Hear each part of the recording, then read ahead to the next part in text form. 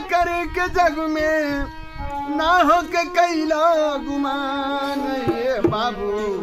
दुई दिन के बाटा में हमार ये बाबू दुई दिन के बाटा में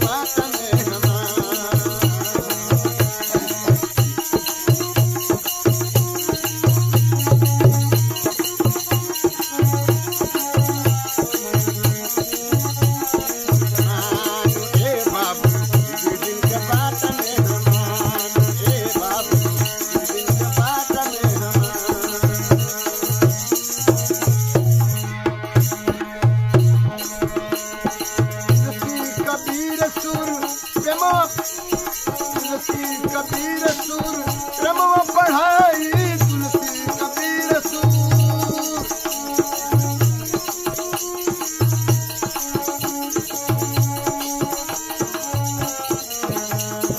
तुलसी कबीर सुर क्रम पढ़ाई तब काहे लोग करे झगड़ा लड़ाई हो झगड़ा लड़ाई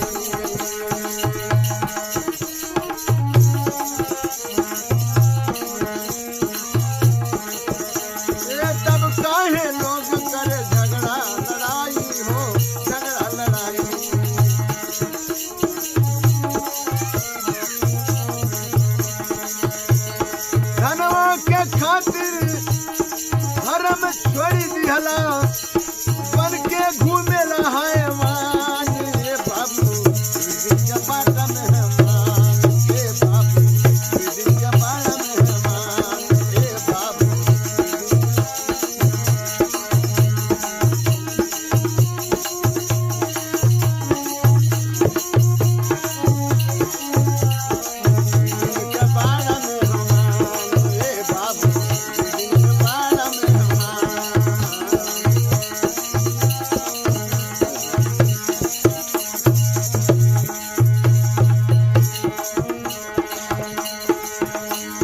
बड़े राजा जग में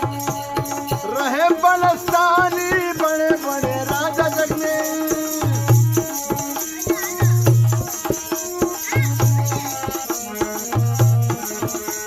बड़े बड़े राजा जग में रहे बलशाली बड़े बड़े राजा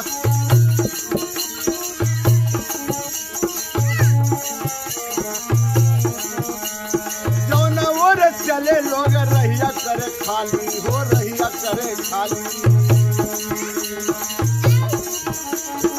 ऐसे राजा दुनिया में पैदा भइलन कि रास्ता चलत रहलन तो लोग डर से जौन बा रास्ता खाली करत रहलन लेकिन हे बाबू वो मिट गई ना यह संसार से राजकुमार साहब का कहना है कि केहू दुनिया में जौन बा चाहे कितनो वीर बलवान हो जाए लेकिन ये संसार में देखे वाला नहीं बा अरे जो न वो चले लोग रहिया करे खाली हो रहिया करे खाली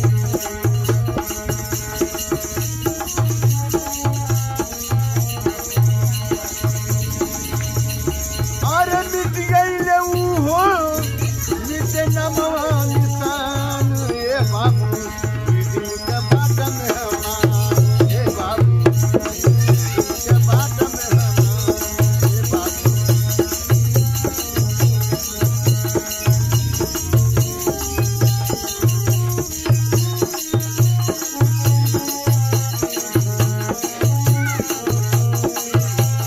मानो शरीरिया के पाकर के जग में ना हो के कैला गुमान ये बाबू दिन के बाड़ा में हमान ये बाबू दिन के बाड़ा में हमान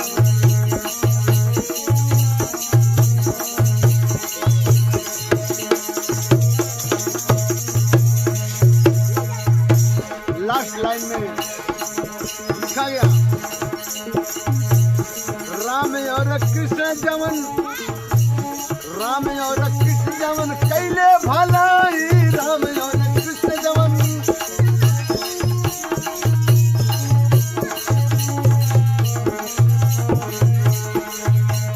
राम और कृष्ण जवन कैले भलाई राम और कृष्ण जवन देशवा के खातिर दिहले जीवन सपाई हो जीवन सपाई ओ देशवा के खातिर दिहले जीवन सपाई हो जीवन सपाई